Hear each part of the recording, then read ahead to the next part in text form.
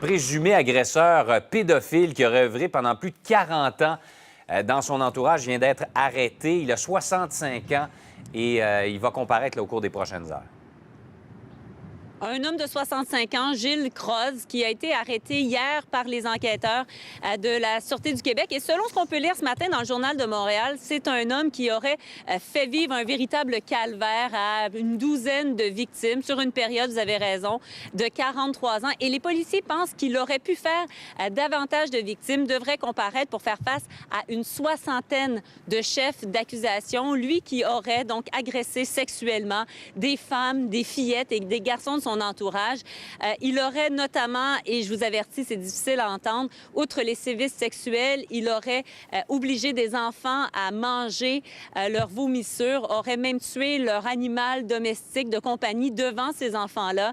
Et concernant les présumées victimes d'âge adulte, il en aurait donc violé à de nombreuses reprises, aurait même, dans certains cas, tenté de les étrangler et même certains autres détails qui ne sont pas dévoilés, imaginez, parce que trop difficile à entendre. C'est un homme qui a une centaine d'antécédents et donc, lorsqu'une femme s'est présentée au poste de police pour le dénoncer, les enquêteurs ont compris qu'on pouvait peut-être avoir affaire à un cas lourd et on a retracé tout son parcours, retracé donc des victimes alléguées et c'est un homme qui a déménagé souvent là, Joliette, Saint-Jean-de-Mata, Saint-Laurentide, Rive-Sud de Montréal, Nouveau-Brunswick également. Donc, si vous avez de l'information, si vous avez été vous-même victime de cet homme-là, vous êtes prié de contacter la Sûreté du Québec. Merci, Marianne. Et poursuivons avec Hugo Fournier, qui est de la Sûreté du Québec. Bonjour, M. Fournier.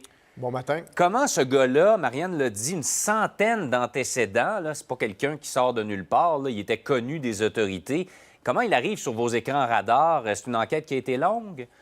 En fait, oui, de toute évidence, l'homme, à travers les années, en déménageant, en étant dans plusieurs régions, en allant même du côté du Nouveau-Brunswick, l'homme a fait quelques infractions ici et là, mais la structure de gestion des enquêtes des crimes en série a été installée lorsqu'on a fait la découverte de l'ensemble des victimes, parce qu'on parle de plus d'une dizaine de victimes.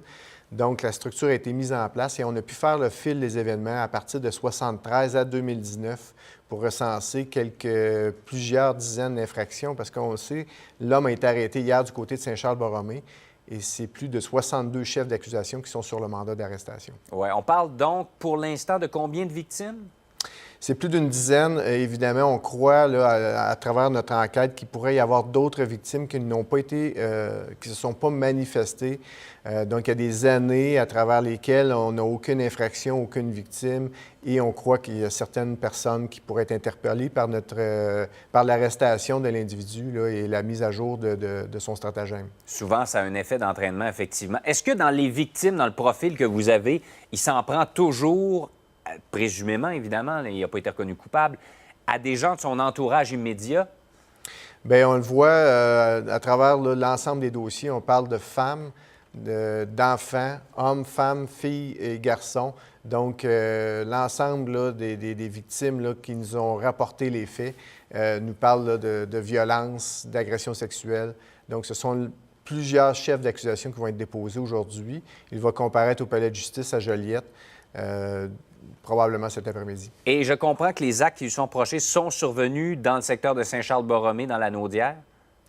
On parle de plusieurs régions dans la Naudière. L'homme a déménagé plusieurs fois sur la rive sud de Montréal, également Longueuil, Varennes et le Nouveau-Brunswick qui habitait quelques années à cet endroit-là. Donc, ça sonne des cloches à des gens. Ces lieux-là, la période entre 1983 également et 2019. Hugo Fournier... 73 à 2019, effectivement. C'est une très longue période. Merci beaucoup, M. Fournier, d'avoir fait le point avec nous aujourd'hui. Merci beaucoup. Au revoir.